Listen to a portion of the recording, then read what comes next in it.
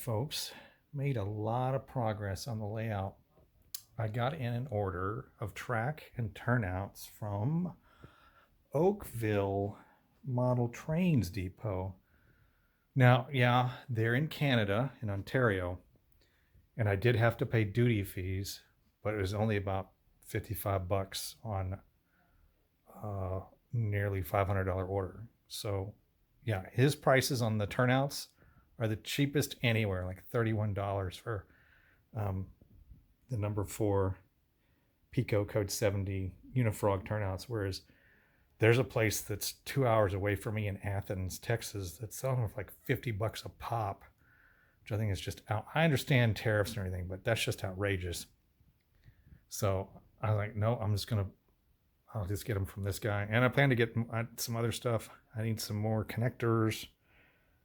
I'll probably get other kinds of supplies. And I think he's got a series of structure kits that are interesting that I haven't seen anybody else. They're actually really cheap. But mainline is complete.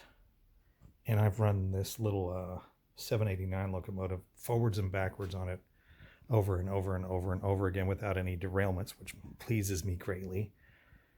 I'll probably go back through and just do light filing here and there on joints.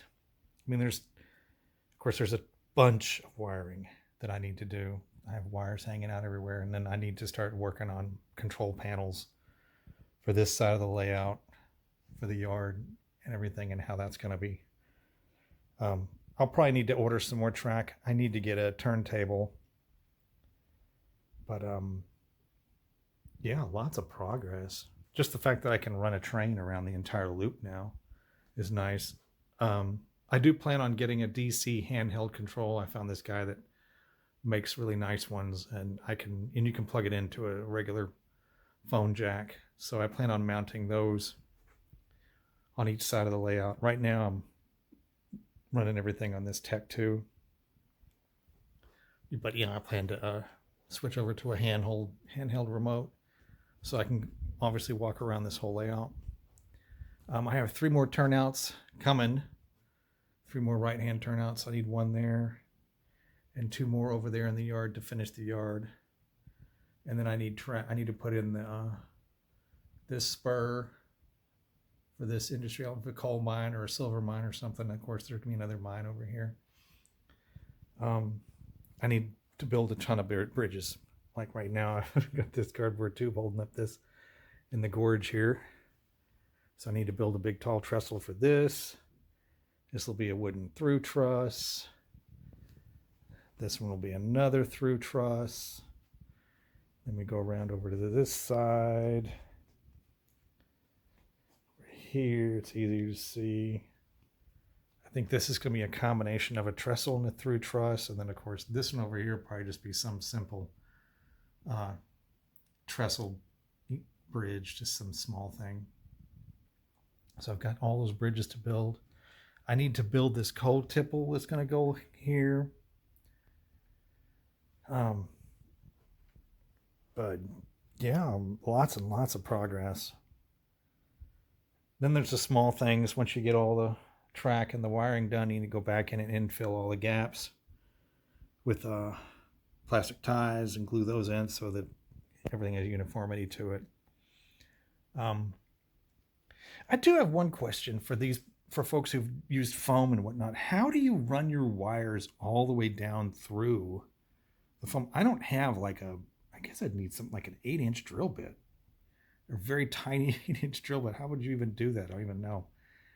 Right now, like that one there just kind of runs down to the side and runs the plywood. I mean, I probably cover that with some scenery, but I didn't even know what to do with that. I also have all my caboose throws. I need to install all my little caboose throws. This turnout, actually, I'm going to have to run on I'll need a tortoise switch machine for that one because it's too far for me to reach. I don't even think some sort of linkage. I'm trying to get that to work. I'm just going to do this. So that'll be my only motorized turnout. Everything else is within hand distance, and I can just throw it by hand. But yeah, exciting.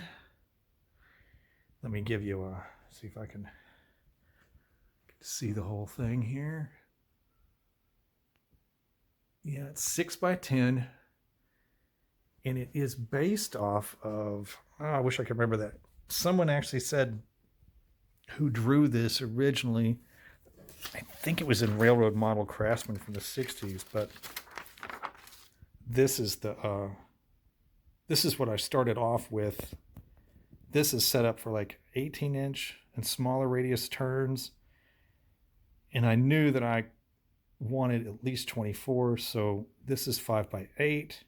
I expanded to 6x10 because I wanted a bigger, I wanted a roundhouse and a bigger servicing facility, and then I adjusted the yard so that you come down into the yard and it doesn't just have, it doesn't just stub.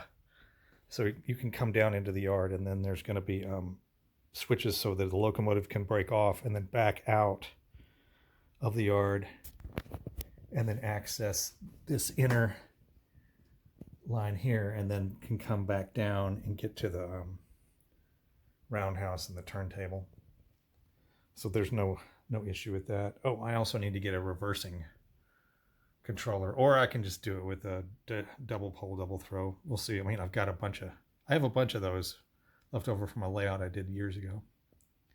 So yeah, lots of wiring and whatnot. And then I guess once I get all that, I can start on scenery, structures, and other fun things.